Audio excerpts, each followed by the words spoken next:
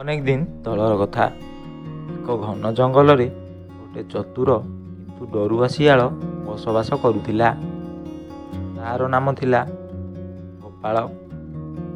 ଗୋପାଳ ବହୁତ ଚତୁର ଥିଲା, କିନ୍ତୁ କେବେ କେବେ ଅଧିକ ଭାବି ଭାବି ନିଜେ ନିଜେ ଡରି ଯାଉଥିଲା। ଗୋଟିଏ ଦିନ ସେ ଖାଦ୍ୟ ଖୋଜିବା ପାଇଁ ଜଙ୍ଗଲରେ ଘୁରୁଥିଲା। ଆରେ ଆଜି ତ କିଛି ମଧ୍ୟ ଖାଇବାକୁ ମିଳୁନି। ମୋର ତ ପେଟ ଭୋକରେ ଗୁଡୁ ଗୁଡୁ କଲାଣି। କିଛି ଖାଇବାକୁ ମିଳିଗଲେ ଭଲ ହୁଅନ୍ତା। ଏହା କହି ସେ ଆଗକୁ ବଢ଼ିବାକୁ ଲାଗିଲା। ହଠାତ୍ କେଉଁଠୁ ଏକ ପ୍ରକାର ଶବ୍ଦ ଶୁଣିଲା। ଢମ୍ ଢମ୍ ଢମ୍। ଆରେ ଏହା କି ପ୍ରକାର ଶବ୍ଦ? ଏତେ ବଡ଼ ଶବ୍ଦ! ନିଶ୍ଚୟ କୌଣସି ଭୟଙ୍କର ଦାନବର ହେଇଥିବ। ଏହା କହି ସେ ଏକ ଗଛ ବୁଦା ପଛରେ ଲୁଚିଗଲା। ଆଜି ମୁଁ ତ ଶେଷ। ମୋ ଜୀବନର ଏଇଟା ଶେଷ ଦିନ। ମୋତେ କିଏ ରକ୍ଷା କରିବ? ତାପରେ ସେ ଆଉ ଏକ ଶବ୍ଦ ଶୁଣିଲା। ଢମ୍ ଢମ୍ ଢମ୍। ଆରେ ଏତେ ଶକ୍ତିଶାଳୀ ଦାନବ! ଏହାର ପାଦ ଶବ୍ଦ ଯଦି ଏମିତି, ତାହେଲେ ମୁଁ ତ ନିଶ୍ଚୟ ଏଠାରେ ଧରା ପଡ଼ିବି। ସେ ଧୀରେ ଧୀରେ ବୁଦା ଭିତରୁ ଦେଖିବାକୁ ଚେଷ୍ଟା କଲା, କିନ୍ତୁ କିଛି ଦେଖିପାରିଲା ନାହିଁ। ସେହି ସମୟରେ ତାର ଏକ ମିତ୍ର ମାଙ୍କଡ଼ ଆସିଲା। ଆରେ ଗୋପାଳ ଭାଇ, ତୁ ଏଠି କ'ଣ କରୁଛୁ? ଚାଲ ଖେଳିବାକୁ ଯିବା।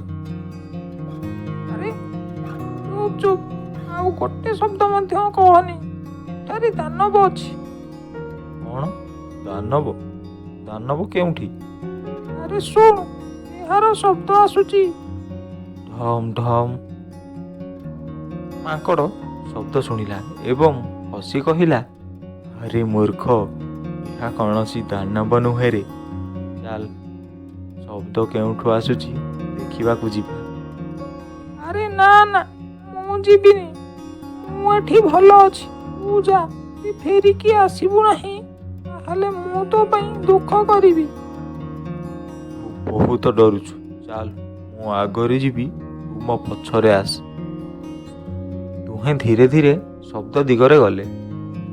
ଢମ୍ ଢମ୍ ଢମ୍। ଗୋପାଳ ପୁଣି କମ୍ପିବା ଆରମ୍ଭ କଲା। ଆରେ ମାଙ୍କଡ଼ ଭାଇ, ମତେ ଲାଗୁଛି ଆମେ ଭୁଲ କରୁଛେ। ଚାଲ ଫେରି ଯିବା। ନା, ଏବେ ଆସିଛ ମାନେ ଦେଖିକି ଯିବା।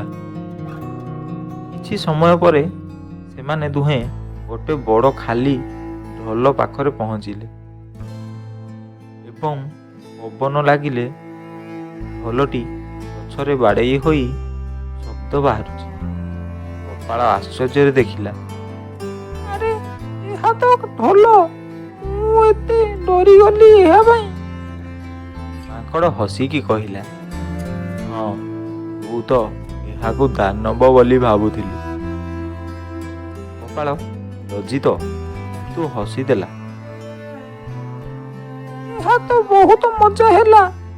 ଏତେ ବଡ଼ ଶବ୍ଦ, କିନ୍ତୁ ଭିତରେ କିଛି ନାହିଁ। ତାପରେ ଗୋପାଳ ଢୋଲକୁ ଲାତ ମାରିଲା। ଢମ୍। ସେ ଖୁସି ହୋଇ କହିଲା, ମାଙ୍କଡ଼ ଭାଇ, ଏହା ତ ବହୁତ ମଜା ଜିନିଷ। ଚାଲ ଚାଲ, ଆମେ ଏହାକୁ ନେଇଯିବା। ହଁ, କିନ୍ତୁ ଧ୍ୟାନ ରଖ, ଅନ୍ୟ ପଶୁମାନେ ଡରିବେନି ଯେମିତି। ଗୋପାଳର ମନରେ ଏକ ମଜାଦାର ଧାରଣା ଆସିଲା। ଆରେ ଆମେ ଏହାକୁ ବ୍ୟବହାର କରି ଅନ୍ୟମାନଙ୍କୁ ଟିକେ ମଜା କରିବା। ତୁ କିଛି ଗଡ଼ବଡ଼ କରିବୁ ନାହିଁ ତ? ଆରେ ନା ନା, ଖାଲି ମଜା କରିବା। ପରବର୍ତ୍ତୀ ଦିନ ଗୋପାଳ ଢୋଲକୁ ଏକ ବୁଦା ପଛରେ ରଖିଦେଲା ଏବଂ ନିଜେ ଲୁଚିଗଲା। ସେହି ବାଟ ଦେଇ ଏକ ହରିଣ ଆସୁଥିଲା। ଗୋପାଳ ଢୋଲକୁ ମାରିଲା। ଢମ୍। ହରିଣ ଡରିଗଲା। ଆରେ ଏଠାରେ କିଛି ଭୟଙ୍କର ଜୀବ ଅଛି, ସେମିତି କହି ସେ ଦୌଡ଼ିବାକୁ ଲାଗିଲା। ଗୋପାଳ ହସି ହସି ଗଡ଼ିଗଲା। ତାପରେ ଏକ ଠେକୁଆ ସେଇ ବାଟ ଦେଇ ଆସିଲା। ଗୋପାଳ ପୁଣି ଢୋଲକୁ ବଜାଇଲା। ଢମ୍। ଆରେ ମୋତେ ବଞ୍ଚାଅ। ଏହା କହି କୁଆ ମଧ୍ୟ ଡରିଗଲା ଏବଂ ସେ ଦୌଡ଼ିବାକୁ ଲାଗିଲା। ମାଙ୍କଡ଼ ଏହିସବୁ ଦୂରରୁ ଥାଇ ଦେଖୁଥାଏ। ମାଙ୍କଡ଼ ଗୋପାଳ ପାଖକୁ ଆସି କହିଲା, ତୁ ଏହା ଭଲ କରୁନାହୁଁ, ସେମାନେ ଡରୁଛନ୍ତି। ଆରେ ମଜା ତ କିଛି ହେବ ନା। କିନ୍ତୁ ହଠାତ୍ ଏକ ବଡ଼ ବାଘ ସେଠାକୁ ଆସିଲା। ଆରେ ଏବେ କ'ଣ କରିବି? ଯଦି ବାଘ ମତେ ଦେଖିଦେଲା ମୋର ତ କାମ ଶେଷ। ସେ ଭୁଲରେ ଢୋଲକୁ ଜୋର କରି ବଜାଇ ଦେଲା। ଢମ୍ ଢମ୍ ଢମ୍ ହୋଇଗଲା। ଏହା କି ପ୍ରକାର ଶବ୍ଦ? ଏତେ ଜୋରରେ? ନିଶ୍ଚୟ ଏଠାରେ ମୋ ଠାରୁ ମଧ୍ୟ ବଡ଼ ଜୀବ କିଛି ଅଛି। ବାଘ ଡରିଗଲା ଏବଂ ଦୌଡ଼ି ପଳାଇଲା। ଗୋପାଳ ଆଶ୍ଚର୍ଯ୍ୟରେ,